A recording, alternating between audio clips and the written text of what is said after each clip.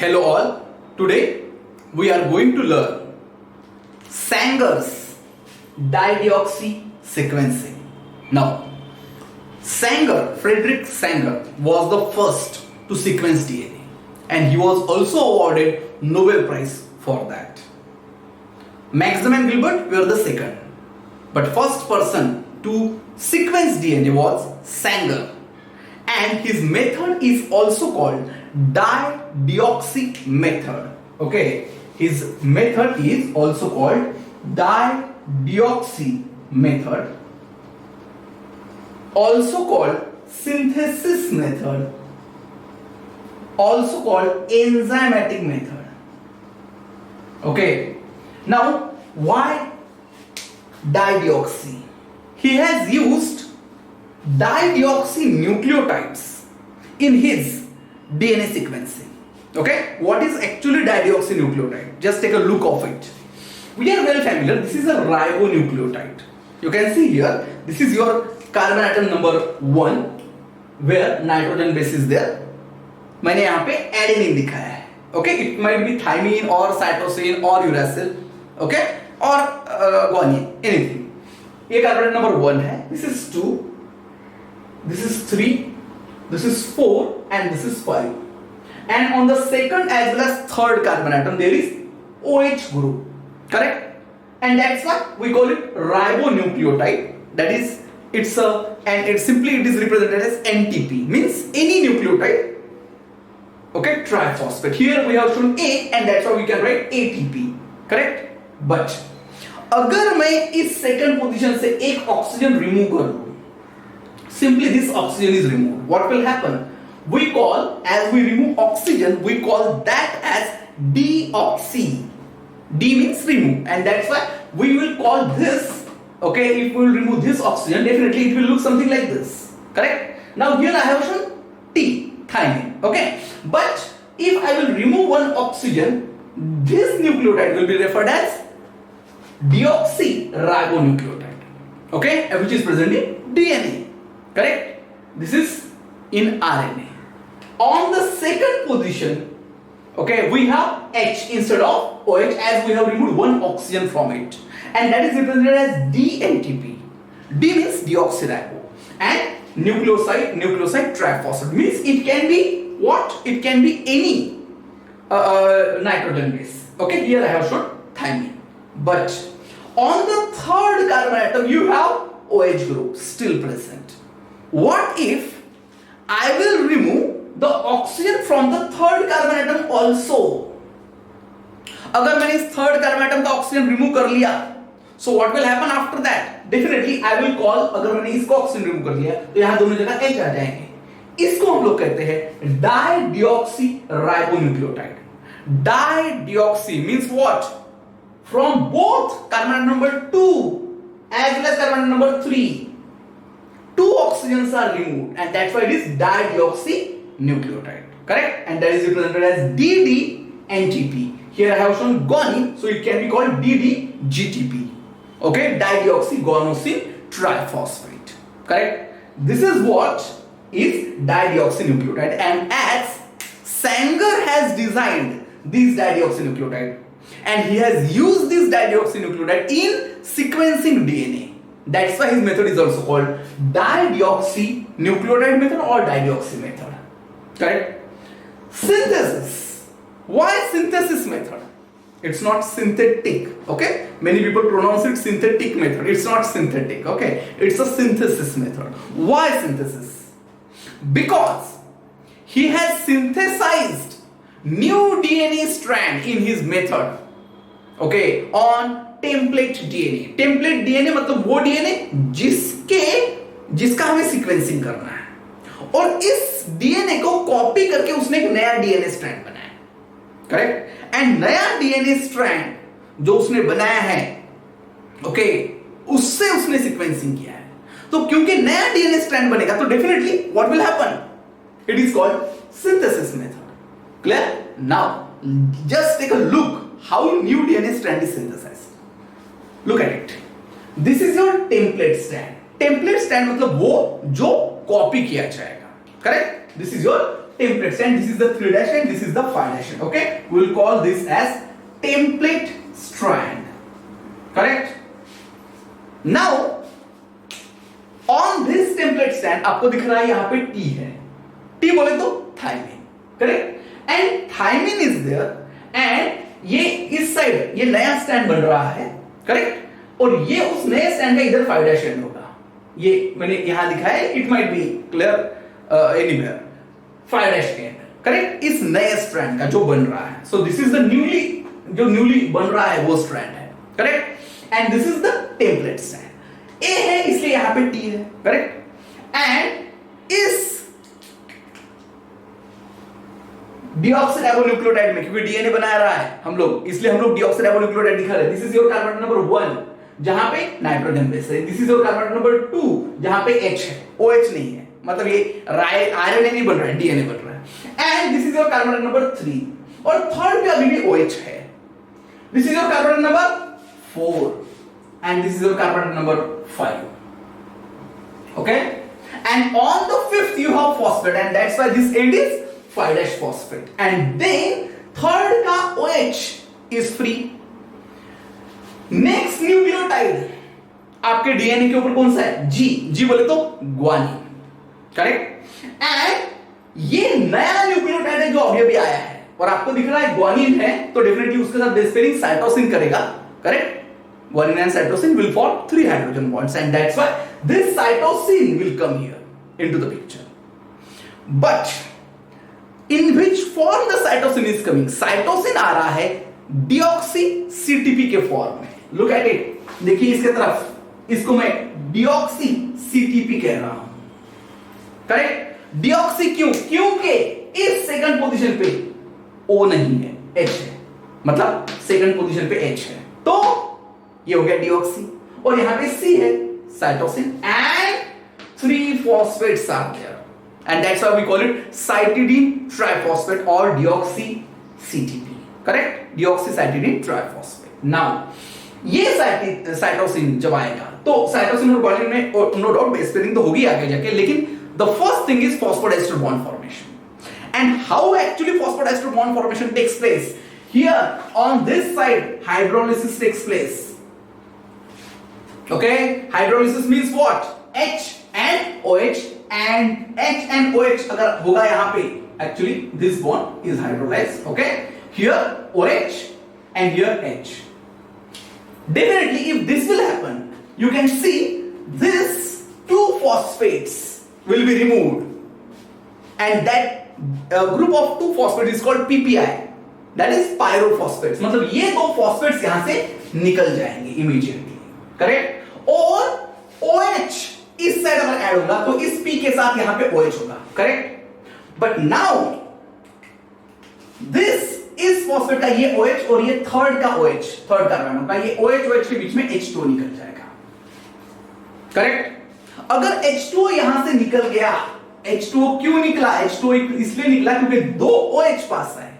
एक OH phosphate का और दूसरा OH थर्ड कार्बन एटम का, एंड दैट्स व्हाई H2O निकलते ही यहां पे इस O के थ्रू, ओके, ये जो C3 है ये इस O के थ्रू, क्लियर, इस फॉस्फेट के थ्रू लिंक हो जाएगा. Okay, and the whole picture will look something like this. This 2 phosphates will get removed, okay, and this picture will look some, this H2O will also get removed. Correct? And if this H2O is removed in the as a water molecule, definitely HO and OH, then this C3 and C5 of the next incoming nucleotide, okay, C3 and C5 will get attached to each other through this phosphodiester bond. Phospho, and this is one ester and this is second ester, and that's why phosphodiester bond will form. Correct? And these 2 PPI are removed. ठीक, इसी तरीके से आपका DNA polymerase template stand को read करता है. ये अगर टेम्पलेट स्टैंड है और ये डीएनए पॉलीमरेज है, डीएनए पॉलीमरेज 1 2 3, आप कोई भी पॉलीमरेज ले सकते हो. सारे डीएनए पॉलीमरेज एक जैसे काम करते हैं और ये डीएनए पॉलीमरेज इस रीजन से इस टेम्पलेट स्टैंड को पकड़ता है. इसको फिंगर रीजन कहा जाता है. एंड वो रीड करेगा ए एंड पिकअप करेगा टी, करेक्ट, और न्यू न्यूक्लियोटाइड मतलब फॉस्फोडाइस्टर बॉन्ड फॉर्मेशन। रीड करेगा जी, पिकअप करेगा सी, रीड करेगा सी तो पिकअप करेगा G, means it will keep on reading template and keep on adding new nucleotide, okay, and thus phosphodiester bond formation will take place. Phosphodiester bond formation is a dehydration reaction because H2O is removed, okay, and this phosphodiester bond is formed. We are well familiar what is phosphodiester bond is. Now next nucleotide is A in the template, so definitely who should come? T, correct? But suppose I will convert this, ये जो हमने अभी थोड़ी देर पहले deoxy निकाला था, मैं अगर इस डीऑक्सी को डाइडिऑक्सी बना दूं, क्या बना दूं? डाइडिऑक्सी, मतलब मैं इसका ये जो थर्ड पोजीशन पे ये कार्बन नंबर 1 है, ये 2 है, ये थर्ड है, ये फोर्थ एंड फिफ्थ, इस थर्ड पोजीशन पे जो OH है उसका एक O निकाल लूं, ओके, अगर ये O निकाल लूं तो अब ये बन गया डाइडिऑक्सी, करेक्ट। एंड नाउ अगर नेक्स्ट न्यूक्लियोटाइड डीएनए पॉलीमरेज आपका रीड करेगा A, he will call T, no doubt T आ गया यहां पे, लेकिन यहां पे टी फॉस्फोडाइस्टर बॉन्ड ही नहीं बना पाएगा। क्यों नहीं बना पाएगा? क्योंकि फॉस्फोडाइस्टर बॉन्ड बनाने के लिए क्या चाहिए? 2 OH, उसमें से H2 निकलेगा, डिहाइड्रेशन, एंड O के थ्रू फॉस्फोडाइस्टर बॉन्ड बनेगा, और यहां पे पॉसिबल ही नहीं है क्योंकि यहां है H। मतलब जहां कहीं आपका डाइडिऑक्सी न्यूक्लियोटाइड गया, डजंट मैटर कि वो डाइडिऑक्सी सी है कि डाइडिऑक्सी जी है, डाइडिऑक्सी ए है, डाइडिऑक्सी टी है, एनीवन डाइडिऑक्सी जाते ही ये नया स्ट्रैंड सिंथेसिस यहीं पे रुक जाएगा, ओके। मतलब डाइडिऑक्सी न्यूक्लियोटाइड सैंगर ने किस लिए यूज किए? डाइडिऑक्सी न्यूक्लियोटाइड उसने यूज किए। ये अगर आपका टेम्पलेट स्टैंड है और ये आपका पॉलीमरेज है और ये पॉलीमरेज रीड कर रहा है, न्यू न्यूक्लियोटाइड ऐड कर रहा है, अगर उसने गलती से डाइडिऑक्सी न्यूक्लियोटाइड ऐड कर दिया तो यहीं पे डीएनए, नया डीएनए जो बन रहा था वो यहीं पे रुक जाएगा, और ये पॉलीमरेज भी निकल जाएगा और न्यू डीएनए इतना ही बन पाएगा, आगे नहीं बढ़ पाएगा, क्योंकि फॉस्फोडाइस्टर बॉन्ड आगे का फॉर्मेशन हो ही नहीं सकता, करेक्ट। ऑल्सो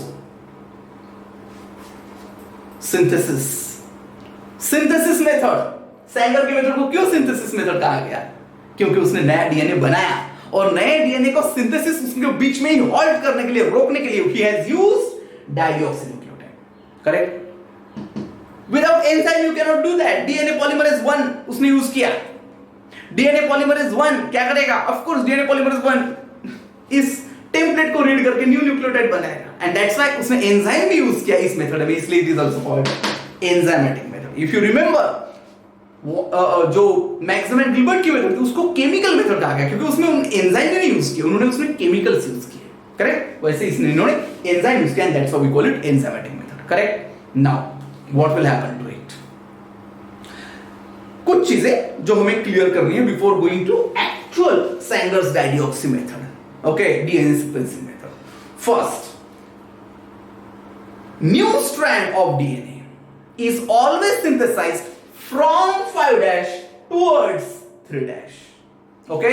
तो अगर आपके पास एक टेम्पलेट स्टैंड है, ओके, और ये उसका 3' एंड है, ये उसका 5' एंड है, ओके, तो नया स्टैंड जो बनेगा वो हमेशा from 5' towards 3' बनेगा। मतलब न्यू न्यूक्लियोटाइड जो ऐड होंगे, डीऑक्सीराइबोन्यूक्लियोटाइड अगर डीएनए बन रहा है तो वो हमेशा इस 3' एंड पे ऐड होंगे, करेक्ट, 5' to 3', ओके, और यहां पे फॉस्फोडाइस्टर बॉन्ड बनेगा, ठीक। But the thing is not so simple. Why? क्योंकि डीएनए पॉलीमरेज जो कि नया डीएनए स्ट्रैंड बनाने वाले हैं, वो डीएनए पॉलीमरेज आपके खुद से होके नया डीएनए सिंथेसाइज करना शुरू नहीं करते। Means they can not start DNA synthesis by themselves. जैसे हम खुद से होके पढ़ाई करने के लिए नहीं बैठते, वैसे DNA polymerase also cannot start the new strand synthesis by itself. Okay? What do they require is a primer. So if I will give a primer means a short strand RNA या DNA कोई भी doesn't matter, लेकिन उनको एक बना बनाया हुआ strand चाहिए। आपको दिख रहा है ये 5' मैंने एक स्ट्रैंड बनाया है। अब यहां पे आपका डीएनए पॉलीमरेज अटैच होगा और ये इस 3' एंड के आगे न्यूक्लियोटाइड्स ऐड कर सकता है, मतलब now it can elongate it from 5' to 3'। इसीलिए वो डीएनए पॉलीमरेज है, क्योंकि वो पॉलीमर बना सकता है, नया डीएनए स्ट्रैंड बना सकता है, लेकिन वो खुद से स्टार्ट नहीं कर सकता, वो सिर्फ इलोंगेशन कर सकता है प्री एग्जिस्टिंग स्ट्रैंड का। तो अगर ये आपका स्ट्रैंड है, टेम्पलेट स्ट्रैंड, और ये आपने उसको प्राइमर दे दिया, आपको दिख रहा है ये, ओके, अगर मैंने प्राइमर दे दिया उसको, तो ये प्राइमर के आगे वो इलोंगेट कर सकता है नया स्ट्रैंड। लेकिन अगर यहां प्राइमर नहीं है तो वो खुद से होके स्टार्ट नहीं कर सकता। ये प्रॉब्लम हो गया, and that's why primer is extremely essential, okay, for DNA polymerase to start new strand synthesis. ठीक, let's move to the Sanger's dideoxy method. Okay, we are now going to concentrate on actual method. मैंने सारा basic बता दिया है आपको. We'll move to the main method now. Here is a double-stranded DNA. Okay, this is a double-stranded DNA. Clear? And in this double-stranded DNA, you can see मैंने एक sequence लिया है यहाँ पे. ठीक है? Just as an example. ये जो 5' फॉस्फेटेस में GCTA ऐसा एक सीक्वेंस है, ओके, हमने सिर्फ 8 न्यूक्लियोटाइड लिए हैं, OH and 3'। Of course double stranded है तो इसका कॉम्प्लीमेंट्री जो है उसमें उसका complementary sequence, correct, and we are going to denature these two strands. So these are the two complementary strand, and हम लोग इसको एक तो हीट कर सकते हैं तो ये डीनेचर होगा, और देयर आर मेनी केमिकल्स जो इजीली आपके हाइड्रोजन बॉन्ड्स को ब्रेक कर सकते हैं। Urea also you can use, which will break the hydrogen bonds. If hydrogen bonds are broken, definitely what will happen? Both the strands will get separated because the two strands are joined through only hydrogen bonds. Correct? Now, out of these two strands of DNA, one is a little bit more heavy as compared to the other. Okay? Why? Because इसमें से एक strand का purine content थोड़ा सा ज्यादा रह सकता है. Okay? And that's why उसके बेसिस पे हम लोग सेंट्रीफ्यूगेशन से या किसी और मेथड से इसको आराम से ये कर सकते हैं, क्योंकि जिसमें प्यूरिन थोड़ा सा ज्यादा होगा, क्योंकि हम लोग कोई 8 न्यूक्लियोटाइड का स्ट्रैंड थोड़ी ये करेंगे, we will take big strands जिनमें बहुत सारे न्यूक्लियोटाइड्स हैं, डेफिनेटली उसके कारण एक का प्यूरिन ज्यादा हो सकता है, एंड जिसमें प्यूरिन कंटेंट ज्यादा वो ज्यादा हेवी बन जाएगा, ज्यादा डेंस बन जाएगा, एंड इसीलिए on the basis of centrifugation we can easily separate them. अब दोनों स्ट्रैंड को हमें आइसोलेट करना है। एक स्ट्रैंड को क्लियर हमने रख दिया, हमें एक ही स्ट्रैंड की जरूरत है यहां पे Sanger's dideoxy मेथड के लिए, करेक्ट। तो डीनेचर किया आइदर केमिकल से और हीट से और anything, isolate one strand. Centrifugation can be used, most of the time centrifugation use होता है, otherwise any other method. We have taken only this strand जिसमें 5' फॉस्फेट GCTA OH 3' ये sequence है, correct. Now what do we have? We have a, you can see there is a oligonucleotide strand. एक बड़ी छोटा सा oligonucleotide हमने यहां बनाया है, AAAAA. You can take any other nucleotide also, but we have taken AAA. Okay, just for understanding. इसका भी एक 5' है and there is a OH and 3'. So we have 5 nucleotide. You can take 10 nucleotide, 20 nucleotide strand also. Okay, which will have continuous AAA or TTTT or GGGG. Correct, like this. And this strand with the help of enzyme terminal transferase, नाम से ही समझ में आ रहा है, इस enzyme का नाम है टर्मिनल ट्रांसफरेज, मतलब इस स्ट्रैंड को इस टर्मिनल पे 3' एंड पे ऐड करता है, terminal transferase. Okay, result of this is अगर ये 5' फॉस्फेट और OH के बीच में बॉन्ड बन गया तो ये स्ट्रैंड इतने न्यूक्लियोटाइड से आगे बढ़ जाएगा। We have shown only 5 nucleotides, it can be 15, it can be 20 also, correct. So what do you have? GCTA, this is your strand which you want to sequence, and उसके आगे हमने strand छोटा सा add किया। क्यों add किया? इसलिए add किया क्योंकि हमें प्राइमर चाहिए था। इस स्ट्रैंड का सीक्वेंस मुझे मालूम है क्योंकि मैंने इसमें सिर्फ A रखा है, मैं CCCCC भी ले सकता हूं, ओके, मैं TTTT भी ले सकता हूं, कोई प्रॉब्लम नहीं, मुझे सीक्वेंस मालूम है और वो सीक्वेंस मैंने यहां पे ऐड किया है, एंड इसका कॉम्प्लीमेंट्री स्ट्रैंड मैं बना सकता हूं इजीली। इसका सीक्वेंस मुझे मालूम है क्योंकि ये खुद मैंने सिंथेटिकली बना के इसके आगे ऐड किया है टर्मिनल ट्रांसफरेज एंजाइम की हेल्प से। अब हम लोग एक ओलिगो टी प्राइमर ले रहे हैं, मैंने ए ऐड किया इसलिए मैं ओलिगो टी प्राइमर ले रहा हूं, अगर मैंने CCC ऐड किया रहता तो मैं ओलिगो जी प्राइमर लेता। Correct. Now this is oligo T primer. मैं जब इसको यहां ऐड करूंगा तो डेफिनेटली इतने टी और इतने ए यहां पे तो बराबर यहीं पे जाके स्टिक हो जाएगा क्योंकि they are complementary. Clear? But can you notice one thing? Your primer is radioactive.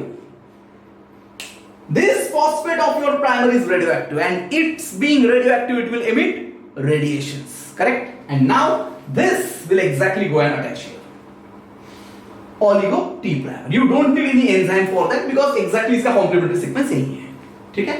मतलब इस प्राइमर को हमें ऐड करना था, इसीलिए हमने ये सीक्वेंस ऐड किया उसके सामने with the help of terminal transfer. So अब पिक्चर कुछ ऐसा है, आपका स्ट्रैंड जिसको आपको सीक्वेंस करना है उसके आगे ए है और उसके कॉम्प्लीमेंट्री रीजन में टी है और यहाँ पे 5' है, यहाँ पे 3' है, 5' फॉस्फेट जिसका जो कैसा है radioactive. This is your strand. Correct? Now don't forget, जब हमें किसी डीएनए स्ट्रैंड को सीक्वेंस करना है तो एक चीज हमेशा के लिए याद रखो कि हमारे पास उसकी एक ही कॉपी नहीं होती, उसके मिनिमम 1000 कॉपीज होती है। ओके? और इन 1000 कॉपीज में सभी कॉपीज में हम लोगों ने ये रिएक्शन की है। करेक्ट? एक ट्यूब में ये सारी कॉपीज प्रेजेंट है 1000 और इनमें इन सभी कॉपीज में ये क्लियर अभी अटैच हो चुका है। नाउ इस सॉल्यूशन को जिसमें ये वाले स्ट्रैंड है कितने 1000 या उससे ज्यादा, we call it stock solution. Correct? और इस स्टॉक सॉल्यूशन को हम लोग 4 ट्यूब्स में डिवाइड करने वाले। We are going to divide this into 4 different tubes. Okay, we call it as aliquots. Okay, इन 4 ट्यूब्स को हम लोग aliquots, इनमें से जो लेंगे जो ट्रांसफर करेंगे उसको हम लोग aliquots कहेंगे। करेक्ट? तो इसमें से मैंने क्लियर इस सॉल्यूशन को शेक किया and we have taken first aliquot in first tube. Okay, this is your first tube. ठीक? This is your second tube. This is your third tube and this is your fourth tube. तो यही solution हमने 4 tubes में divide कर दिया। Correct? Now, in all the 4 tubes, what do you have? You have this strand. Same यही sequence लिखा है मैंने वहां। Okay? Your strand, your sequence which you want to, जिसका हमें sequence करना है, और एक terminal transferase के हेल्प से हमने एक strand ऐड किया है, उसके आगे है तुम्हारा primer. Primer का 5' है, primer radioactive है, और ये 3' है। Now, ये 4 इसमें है। In all the 4 tubes, we are going to add deoxy ATP, deoxy GTP, deoxy CTP and deoxy TTP। ये इन चारों ट्यूब्स में आपको ऐड करने हैं। All the 4 tubes will have deoxy ATP, deoxy GTP, deoxy CTP, deoxy CTP, deoxy TTP। Correct? और ये चारों के हेल्प से ही न्यू न्यूक्लियोटाइड्स बनते हैं, या सॉरी न्यू डीएनए स्ट्रैंड बनता है। करेक्ट? तो ये चारों एबंडेंट क्वांटिटी में प्रेजेंट है, जितने चाहिए उससे ज्यादा in all the 4 tubes. Correct? In abundant quantity. ठीक? तो चारों ट्यूब्स में चारों चीजें प्रेजेंट है, लेकिन ट्यूब नंबर 1 में dideoxy ATP is present. What is present in tube number 1? Dideoxy ATP. Clear? ये कम क्वांटिटी में, बहुत ज्यादा नहीं, एक्सेस में नहीं। एक्सेस में क्या है? Deoxy ATP, GTP, CTP, TTP, और डाइडिऑक्सी एटीपी भी हमने डाल दिया। ट्यूब नंबर 2 में हमने डाला डाइडिऑक्सी जीटीपी, ट्यूब नंबर 3 में हमने डाला डाइडिऑक्सी सीटीपी, और ट्यूब नंबर 4 में हमने डाला डाइडिऑक्सी टीटीपी। ओके? क्लियर? नाउ जैसे ही हम लोग डीएनए पॉलीमरेज 1 डालेंगे, ओके, डीएनए पॉलीमरेज 1, ये एंजाइम आप कोई भी डीएनए पॉलीमरेज ले सकते हो, सेंगर ने डीएनए पॉलीमरेज 1 लिया था, इसीलिए डीएनए पॉलीमरेज 1। डीएनए पॉलीमरेज 1 जैसे मैंने इस फर्स्ट ट्यूब में डाला, पहले ट्यूब में डीएनए पॉलीमरेज 1 डालते ही क्या होगा? अरे ये आपका स्ट्रैंड है, टेम्पलेट, ये प्राइमर है, डीएनए पॉलीमरेज यहां बाइंड करेगा और वो क्या करेगा? वो रीड करेगा क्या? इन न्यूक्लियोटाइड्स को, और from 5' towards 3' new nucleotides add करना शुरू कर देगा। करेक्ट? नाउ यहां कौन है? ए, तो इट विल ऐड टी। ये देखो टी ऐड किया। करेक्ट? यहां कौन है? T, it will add a. Possible है कि वो नॉर्मल ए ऐड करे, लेकिन डोंट फॉरगेट कि इस ट्यूब नंबर 1 में डाइडिऑक्सी है, और जहां कहीं डाइडिऑक्सी न्यूक्लियोटाइड गया वहां पे डीएनए सिंथेसिस रुक जाएगा। करेक्ट? तो ये आपका पहला न्यूक्लियोटाइड है ए, डीएनए पॉलीमरेज क्या ऐड किया टी, दूसरा न्यूक्लियोटाइड है टी, ये क्या ऐड करेगा ए। अगर उसने गलती से डाइडिऑक्सी ए ले लिया, क्योंकि डाइडिऑक्सी ए भी वहां पर अवेलेबल है, डीएनए पॉलीमरेज तो थोड़ी समझता है वो, तो उसने डाइडिऑक्सी ए ले लिया एंड डाइडिऑक्सी ए अगर यहां आ गया तो आपको दिख रहा है देखो नया स्ट्रैंड कितना बना, सिर्फ इतना बना है टी, और टी के सामने आया डाइडिऑक्सी ए, और यहीं पे नया स्ट्रैंड सिंथेसिस स्टॉप्ड। करेक्ट, नया स्ट्रैंड सिंथेसिस रुक गया, इसके आगे आपका पॉलीमरेज और इस स्ट्रैंड को नहीं बना पाएगा, ये निकल जाएगा। ठीक, करेक्ट। लेकिन डोंट फॉरगेट यहां पे क्या एक ही स्ट्रैंड है? नहीं, देयर आर मेनी। तो किसी दूसरे स्ट्रैंड पे अगेन ऐसा ही स्ट्रैंड जो इसी ट्यूब में है, किसी दूसरे स्ट्रैंड पे who will be there? DNA polymerase क्या रीड करेगा? ए ऐड करेगा टी, टी रीड करेगा, और अगर उसने नॉर्मल ए ऐड किया तो वो आगे बढ़ जाएगा। करेक्ट, उसने नॉर्मल ए ऐड किया, ओके। जी है, सी है तो जी ऐड किया, जी है तो सी ऐड किया, ए है टी ऐड किया, लेकिन टी है तो हो सकता है इसके सामने वो ऐड करेगा dideoxy A. Look at it, T A, C है तो जी है तो सी, ए है टी एंड टी है तो उसके सामने आ गया डाइडिऑक्सी, और डाइडिऑक्सी ए आते ही आपका 3' यहीं पे रुक जाएगा, क्योंकि उसमें OH नहीं है, इसलिए आगे डीएनए पॉलीमरेज काम नहीं कर पाएगा, आगे आपका डीएनए स्ट्रैंड इलोंगेट नहीं हो पाएगा। करेक्ट, ठीक। और किसी टाइप के इस ट्यूब में डीएनए स्ट्रैंड नहीं बन सकते। हो सकता है कोई पूरे स्ट्रैंड बने हो, बनते होंगे पूरे स्ट्रैंड भी, क्लियर, ऐसा नहीं कि नहीं बनते होंगे। रीजन इज वेरी सिंपल कि उनके पल्ले में ये डाइडिऑक्सी ए आया ही नहीं। डाइडिऑक्सी ए वो डीएनए पॉलीमरेज में पूरा बना लिया, लेकिन डाइडिऑक्सी आया ही नहीं, ऐसा भी पॉसिबल है, देयर इज नो डाउट। ठीक है, ये हो गया ट्यूब नंबर 1 में। What about tube number 2? Tube number 2 has dideoxy G. Correct, so what will happen? You have A के सामने क्या ऐड होगा? टी, टी है तो ए, और यहां पे सी है, हो सकता है यहीं पे डाइडिऑक्सी जी आ जाए, यहीं पे स्ट्रैंड रुक गया। और it is well possible that T A G अगर नॉर्मल आ गया, नॉर्मल डीऑक्सी जी, डाइडिऑक्सी नहीं, नॉर्मल, तो जी उसके बाद सी, टी, ए एंड डाइडिऑक्सी जी। हो सकता है यहां पे आके डाइडिऑक्सी जी आ गया। Clear, you can see T A G C आपका कॉम्प्लीमेंट्री स्ट्रैंड बन रहा है, टी ए, और यहां पे इस सी के सामने आ गया डाइडिऑक्सी जी, तो यहां आके न्यू स्ट्रैंड सिंथेसिस रुक गया। करेक्ट, यहां पे वो हॉल्ट हो गया, रुक गया। करेक्ट, तो कुछ स्ट्रैंड ऐसे बनेंगे, कुछ स्ट्रैंड ऐसे बनेंगे, एंड अगेन कुछ स्ट्रैंड पूरे भी बन सकते हैं, क्योंकि उनके रास्ते में डाइडिऑक्सी जी आया नहीं।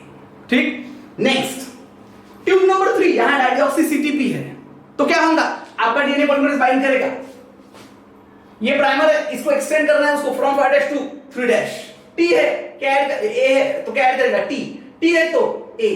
करेक्ट, फिर you have C, it will add G, and G आते ही उसके आगे हो सकता है डाइडिऑक्सी C आ जाए, और T A G C, मतलब यहां पे नॉर्मल C आया होगा, T A G, और हो सकता है लास्ट न्यूक्लियोटाइड आपका जो G है उसके आगे डाइडिऑक्सी C आ गया, मतलब यहां पे आकर रुक गया। वैसे भी वो रुक जाता क्योंकि आगे न्यूक्लियोटाइड सही नहीं, लेकिन लास्ट न्यूक्लियोटाइड उसने कौन सा ऐड किया? Dideoxy C. Correct, similarly tube number 4 में who is there? There is dideoxy TTP, thymidine triphosphate.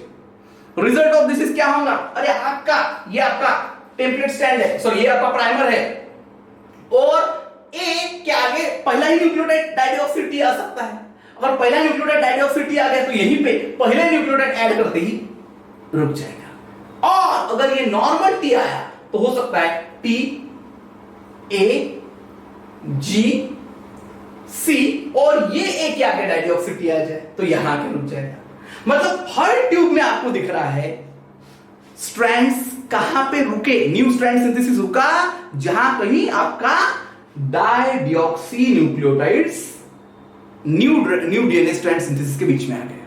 Correct, मतलब डीएनए पॉलीमरेज डाइडिऑक्सी और डीऑक्सी इसके बीच में डिफरेंशिएट नहीं कर सकता, एंड दैट्स व्हाई वहां डीएनए सिंथेसिस हो गए, तो उस टाइप के स्ट्रैंड्स बन गए। करेक्ट, अब हमें एक जेल बनाना है। ओके, क्या बनाना है? जेल। हम लोग यहां पे पॉलीएक्रिलामाइड जेल बनाएंगे, क्योंकि हमें इन स्ट्रैंड्स को साइज के बेसिस पे सेपरेट करना है। कौन से बेसिस पे सेपरेट करना है? साइज के बेसिस पे। और पॉलीएक्रिलामाइड जेल में ओके मॉलिक्यूलर सीविंग एक्शन होता है। स्मॉल मॉलिक्यूल आगे जाएगा और बड़ा मॉलिक्यूल जितना बड़ा होगा उतना वो पीछे पीछे पीछे रिटार्ड होगा। ऑन दैट बेसिस इसीलिए हम लोग यहां पे पॉलीएक्रिलामाइड जेल लेंगे और हम लोग इन सबका डीएनए ये करने वाले हैं। बट डोंट फॉरगेट, ये सारे स्ट्रैंड्स, ये आपका टेम्पलेट है और ये सारे स्ट्रैंड जो कहीं कहीं आके रुक गए हैं, ये अभी भी इसके साथ हाइड्रोजन बॉन्डेड है। करेक्ट? ये जो स्ट्रैंड है ये ऐसे अलग नहीं हुआ, ये अभी भी यहीं पे क्लियर इसको चिपका हुआ, क्योंकि आपका टेम्पलेट स्ट्रैंड और ये न्यूली सिंथेसाइज्ड स्ट्रैंड इसके बीच में होता है हाइड्रोजन बॉन्डिंग। इसीलिए हम लोग अल्कलाइन कंडीशन बनाते हैं। कौन सी कंडीशन बनाते हैं? Alkaline condition. अल्कलाइन कंडीशन में हाइड्रोजन बॉन्ड्स ब्रेक हो जाते हैं and result of this is तुम्हारे ओरिजिनल टेम्पलेट स्ट्रैंड से तुम्हारे न्यूली सिंथेसाइज्ड स्ट्रैंड्स सेपरेट हो जाएंगे। तो अब आपके पास सिर्फ न्यूली सिंथेसाइज्ड स्ट्रैंड्स होंगे। Okay clear? And don't forget all the newly synthesised strands are radioactive. Correct? Now हम इस ट्यूब को, ये ट्यूब में जो भी सॉल्यूशन है ना, इसको लोड करेंगे इन वेल नंबर 1 जिसमें डाइडिऑक्सी ए था, डाइडिऑक्सी एटीपी। ट्यूब नंबर 2 के सॉल्यूशन को ट्यूब नंबर 2 में डालेंगे, well number 2। Tube number 3 well number 3। Tube number 4 well number 4। आपको दिख रहा है? क्लियर? हमने डाइडिऑक्सी ए जहां है वो ट्यूब का सॉल्यूशन यहां डालेंगे, डाइडिऑक्सी जी वाला सॉल्यूशन यहां, dideoxy C and dideoxy T. Correct? And now हम लोग इधर लगाएंगे नेगेटिव इलेक्ट्रोड और इधर लगाएंगे positive electrode and electrophoresis on. What will happen? Smallest strand will move forward. Smallest strand कौन सा है? Smallest strand आपको दिख रहा है ये है, क्योंकि इसमें टी के साथ सिर्फ एक ही टी है। ओके एक ही न्यूक्लियोटाइड है जो न्यूली सिंथेसाइज्ड है उसमें। ठीक है? एंड दैट्स व्हाई ये यहां पे सबसे आगे आपका बैंड जाएगा। करेक्ट? दूसरे नंबर पे कौन सा स्ट्रैंड होगा जिसमें दो न्यूक्लियोटाइड होंगे? दो न्यूक्लियोटाइड कहां है? यस यहां पे टी एंड ए। करेक्ट? तो इसमें क्लियर, इस वेल में क्लियर सेकंड नंबर का बैंड आएगा क्योंकि इसमें दो न्यूक्लियोटाइड्स। ठीक? Next is where there is 3 nucleotide. 3 nucleotide कहां है? यहां पे D A G and that's why इस ट्यूब में यू हैव 3 न्यूक्लियोटाइड वाला स्ट्रैंड। करेक्ट? 4 न्यूक्लियोटाइड यस यहां पे 1 2 3 4 and that's why 4 nucleotide. Correct? Smaller the strand, more distance it will travel. Bigger the strand, it will be retarded more, and it will travel less distance. Result of this is ये है। फिर 5 nucleotides का है 1 2 3 4 5. So you will have 5 nucleotide वाला strand. Then 6 nucleotide 1 2 3 4 5 6. Yes, here you have 6 nucleotide. ठीक? 7 nucleotide 1 2 3 4 5 6 7. Yes, here you have 7 nucleotide and 8 nucleotide 1 2 3 4 5 6 7 8. Correct? तो 8 nucleotide। इस तरीके से बैंड्स आएंगे। कहां? आपके जेल के अंदर। जेल के अंदर के बैंड्स रेडियोएक्टिव है, दे विल एमिट रेडिएशंस, लेकिन जेल के अंदर ये बैंड्स नहीं दिखते। इसीलिए हमें एक प्रोसेस करनी जिसका नाम है ऑटो रेडियोग्राफी। सो हमने पॉलीक्रोमेट जेल में जेल इलेक्ट्रोफोरेसिस किया। ये आपका इलेक्ट्रोफोरेटोग्राम है। इलेक्ट्रोफोरेटोग्राम मतलब वो जेल जिसके ऊपर एक्चुअली इलेक्ट्रोफोरेसिस से सेपरेशन मिला है। लेकिन इसके बाद इमीडिएटली बाद हमको करना है ऑटो रेडियोग्राफी। ऑटो रेडियोग्राफी का मतलब है हम लोग एग्जैक्टली इतने ही साइज के, जितने साइज का जेल है उतने ही साइज की फोटोग्राफिक प्लेट लेंगे और उसके ऊपर रखेंगे। फोटोग्राफिक प्लेट व्हाइट होती है, as white as this white board is और much more than that. And result of this is उसके ऊपर जहां जहां लाइट पड़ेगा वहां वहां वो ब्लैक हो जाती है। जहां जहां रेडियोएक्टिव सब्सटेंसेस क्या एमिट करेंगे? रेडिएशंस। ओके? वहां वहां इस फोटोग्राफिक प्लेट के ऊपर ब्लैक स्पॉट्स आएंगे। और जैसे मैं थोड़ी देर बाद ये फोटोग्राफिक प्लेट अलग करूंगा, इस जेल के अंदर जहां जहां बैंड्स है, जहां जहां आपके रेडियोएक्टिव डीएनए है इस जेल के ऊपर एग्जैक्टली वहीं वहीं इस फोटोग्राफिक प्लेट के ऊपर क्या आ जाएंगे? ब्लैक स्पॉट्स आ जाएंगे। तो जेल के अंदर के bands I can see in the form of on photographic plate by autoradiography. Correct? In the form of black spots. ठीक? अब हम लोग नीचे से स्टार्ट करना है हम लोग। ओके, तो सबसे आगे आपका ये बैंड दिखाई देगा जो किस लेन में है, जहां पे डाइडिऑक्सी T था, and that's why clear the first nucleotide is T। Correct. Second nucleotide आपका सेकंड बैंड यह है तो A। Third nucleotide G। Fourth nucleotide C। Fifth nucleotide फिर से T। Six nucleotide A। Seven nucleotide G and again eight nucleotide C। तो आपका DNA का sequence है TAGC TAGC। नहीं, ये तो हमारा सीक्वेंस नहीं है, ये आपका कॉम्प्लीमेंट्री स्ट्रैंड का सीक्वेंस है। कौन से स्ट्रैंड का? कॉम्प्लीमेंट्री, क्योंकि आपने जो कॉम्प्लीमेंट्री स्ट्रैंड बनाया उसको आपने हॉल्ट किया, बीच बीच में रोका है बाय डाइडिऑक्सी। करेक्ट, इसलिए आपको कॉम्प्लीमेंट्री स्ट्रैंड का सीक्वेंस मिला। तो आपका एक्चुअल स्ट्रैंड कौन सा? आपका एक्चुअल स्ट्रैंड है इसका exactly complementary G C T A G C T A। Okay, G C T A G C T A from 5' to 3'। ये आपके स्ट्रैंड का पूरा सीक्वेंस है। ओके, GCTA GCTA, क्योंकि मैंने कॉम्प्लीमेंट्री स्ट्रैंड को होल्ड करके उसका सीक्वेंस पता किया है और उसका कॉम्प्लीमेंट्री होगा मेरा original strand. Okay, right from the beginning. Sanger, Frederick Sanger, जिसने पहली बार क्या किया? डीएनए सीक्वेंसिंग की एक प्रॉपर मेथड दी थी। करेक्ट, उसने क्या किया? उसने डाइडिऑक्सी न्यूक्लियोटाइड्स बनाया। Okay, and what he has done, क्योंकि आपका नया डीएनए जो है डीएनए पॉलीमरेज से जो बनेगा, डीएनए पॉलीमरेज क्या करता है? डीएनए पॉलीमरेज खुद से होकर नया स्ट्रैंड नहीं बना सकता, इट रिक्वायर्स प्राइमर। तो प्राइमर को एक्सटेंड करेगा, इसीलिए हमने प्राइमर बनाने के लिए पहले दो डबल स्ट्रैंडेड डीएनए को डीनेचर किया, एक स्ट्रैंड को लिया।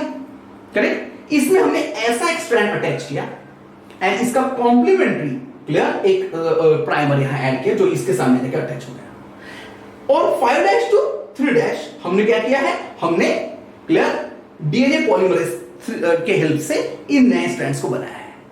लेकिन कैसे बनाया? इस सॉल्यूशन को हमने 4 पार्ट्स में डिवाइड कर दिया। करेक्ट, हर ट्यूब में क्या है? हर ट्यूब में ATP, deoxy ATP, deoxy GTP, deoxy CTP, deoxy TTP, मतलब deoxy NTPs, nitrogen triphosphate, nucleoside triphosphate are present in abundant quantity. लेकिन थोड़ा थोड़ा क्या है? डाइडिऑक्सी A है या डाइडिऑक्सी G है सेकंड ट्यूब में, थर्ड ट्यूब में डाइडिऑक्सी C और फोर्थ ट्यूब में dideoxy T। Correct, and now हम लोगों ने क्लियर पॉलीमरेज जैसे डाला, आपका रेप्लिकेशन स्टार्ट हो जाएगा, क्योंकि टेम्पलेट को कॉपी करना और प्राइमर को एक्सटेंड करना is the function of your DNA polymerase. And DNA polymerase इसके आगे न्यू न्यूक्लियोटाइड एडिशन स्टार्ट कर देगा, और जहां कहीं डाइडिऑक्सी न्यूक्लियोटाइड आए वहीं पे आपका नया स्ट्रैंड सिंथेसिस रुक गया। करेक्ट, उस हिसाब से जहां जहां नए स्ट्रैंड सिंथेसिस रुके क्लियर वहां पे क्लियर रेप्लिकेशन रुक गया, नया स्ट्रैंड सिंथेसिस रुक चुका है, डाइडिऑक्सी न्यूक्लियोटाइड्स आ चुके हैं। इसको हमने डीनेचर किया bye maintaining alkaline condition. Alkaline condition में हाइड्रोजन बॉन्ड्स ब्रेक हो जाते हैं। Result of this is clear ऐसा होगा। रिजल्ट ऑफ दिस इज क्या किया?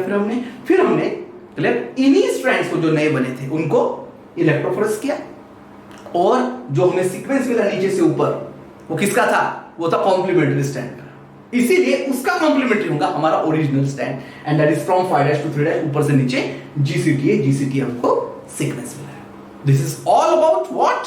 This is all about your Sanger's dideoxy method. इसका एडवांटेज है आपको पूरा डीएनए सीक्वेंस करने के लिए सिर्फ एक ही बार डीएनए सीक्वेंस करना पड़ेगा।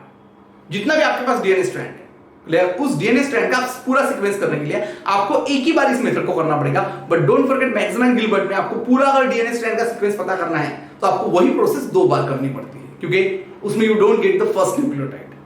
Correct, and that's why clear that is the advantage of Sanger's dideoxy method और एंजाइमेटिक मेथड और सिंथेसिस मेथड। Thank you.